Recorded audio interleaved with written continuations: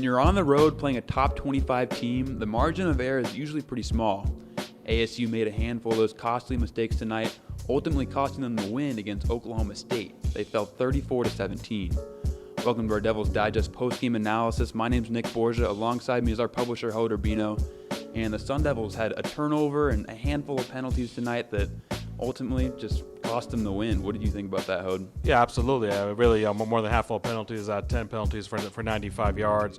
Those penalties were extending drives for Oklahoma State, keeping the Cowboys' drives alive, sometimes also leading to scores by the Cowboys.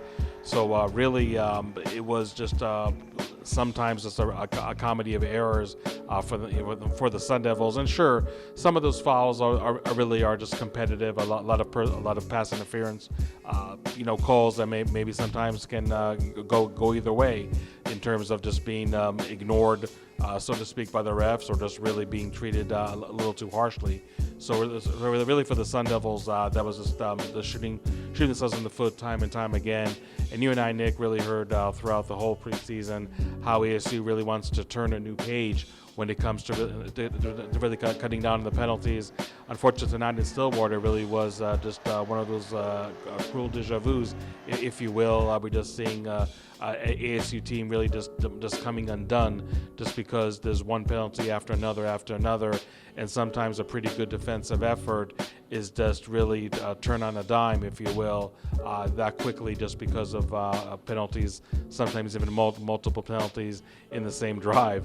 There was one drive, the longest drive, I should say, of the night, 96 yards by Oklahoma State. I mean, Eddie Chapisky, the ASU punter, does a great job pinning Oklahoma State on their 4-yard line, and Oklahoma State on the ensuing drive marches 96 yards, but over 30 of those yards were actually Arizona State penalties. So here you have an opponent that supposedly have on the ropes, pinned so deep into their own territory, and because of penalties, they're able to march down the field, score a touchdown. And it does seem like whenever Arizona State had some kind of momentum going on, either on offense or either on defense, usually was penalties that really just flip the script, in favor of the host over here in Stillwater. And it's just really a shame not only to have the loss, but really just have the loss with all those unpleasant memories from 2021. And here in Arizona State really has to go back to the drawing board, and instead of just talking about cutting down on penalties, now actually doing something to actually really show that on the stat sheet, because 10 penalties for 95 yards against a lot of Power 5 teams, especially a team like Oklahoma State, you're pretty much dooming yourself for a defeat. That's what happened tonight in Stillwater. And let's talk about the offense. Coming into the game, we all knew that the passing game for ASU is going to be something that they needed to have in order to maybe pull off the upset. And we saw glimpses of it tonight, but maybe came in a little bit too late. Yeah, absolutely. I mean, the 223 passing yards by Emory Jones are somewhat encouraging, and you saw 91 of those yards being to wide receiver Elijah Badger, who also had his first ever receiving touchdown as a Sun Devil, a 21-yard that actually cut down the lead of Oklahoma State to 20-17. Giovanni Sanders, obviously a huge game, 94 yards, 73 yards coming on one reception that actually set up an Xavier Valladay touchdown. But the passing game was really anemic and really nowhere to be found. And I thought there was, and I don't know if that's the reason for this, but there was a sequence, if you remember, the first score by Arizona State was a field goal by Carter Brown, but it was due to Emory Jones missing 6'7" Messiah Swenson, the tight end, in the end zone, throwing too high. And it almost felt like, Nick, that maybe at that point Arizona State decided to shy away even more from the passing game. And look, I mean, this is Oklahoma State defense, and you and I talked about that in our preview, that gave up 44 points to Central Michigan just last week. A lot of those points were in the air, and not that I expected Oklahoma State secondary to play poorly 2 weeks in a row, but you like to think that the Arizona State offensive staff, I should say, was really able to find a lot of shortcomings that should be able to be exploited by the ASU passing offense, and that really unfortunately didn't happen. I mean, we heard offensive coordinator Glenn Thomas after the game talk about that he wanted to be stubborn with the running game. And look, it wasn't like the running game was a total bust. Xavier Valladay had 118 yards rushing, that did score that touchdown, did average over 5 yards a carry, but it just seems like they really were banging their heads against the wall just a little too much, instead of really trying to be just a little more creative, a little more explosive in their passing game. It also didn't seem like the routes really had a lot of complexity. We didn't see slants, we didn't see screens. We just saw a lot of bombs down the field. And again, it did work with Giovanni Sanders, as I mentioned on that one play. Definitely worked with Elijah Badger with all the receptions he had. But I just feel like it really was too predictable of a passing game, and a passing game that really did not get the level of emphasis it was supposed to get, especially in the first half. And just Arizona State just dug itself a hole, and really wasn't able to help the defense out that much. I mean, when you look at the drive chart, Nick, 4 out of the first 5 drives for Oklahoma State ended up in punts. The lone exception was actually interception by the Cowboys. So if you show me that drive sheet before the game even started, I'm not saying Arizona State was supposed to be up by 20 points, after a quarter and a half, but I thought they would have a much more comfortable lead than just 3-0. And Oklahoma State, I think, took full advantage of that, especially in the first half, that the passing game was really nowhere to be found, that the offense for ASU was really anemic.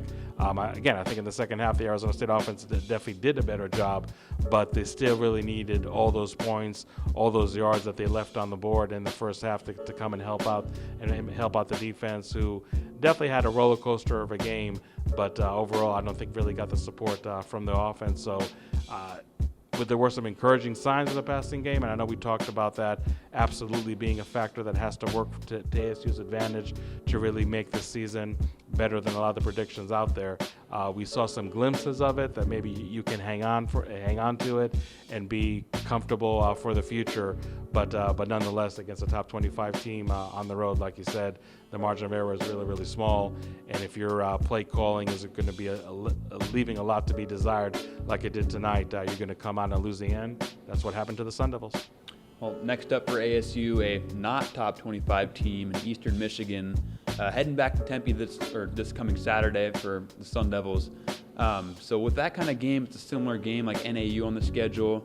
Is that a much-needed game for ASU to kind of get back on track? What do you think about that? Yeah, absolutely. I think it's really what the doctor had ordered after such a disappointing loss is really to have the quote-unquote gimme game or cupcake game where you can just really work on all the mistakes that you did commit tonight, and that you're really able to just show that you were able to really go on a more productive path, if you will.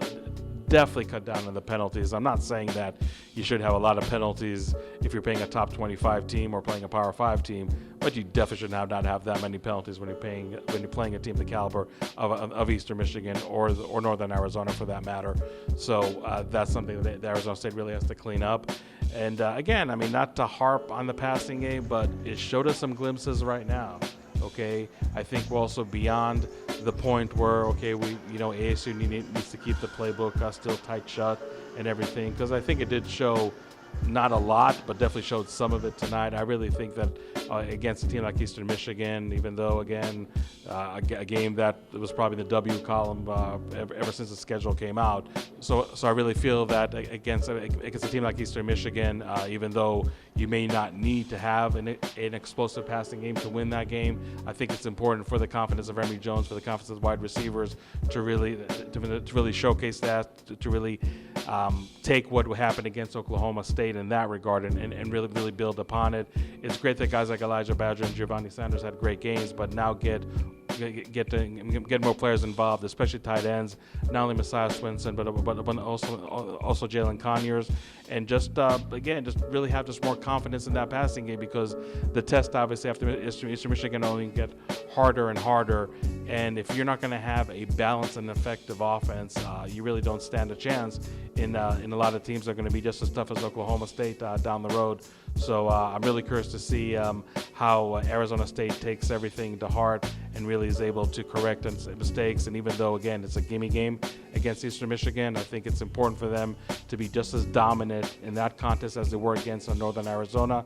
And again, to just really just show that they were able to make progress from week 2 to week 3, even though, like we both agree, the opponent this coming Saturday is going to be a whole lot different story, maybe in a good regard for Arizona State, but nonetheless, still an opportunity to really showcase any improvement, any development they can show from week 2 to week 3.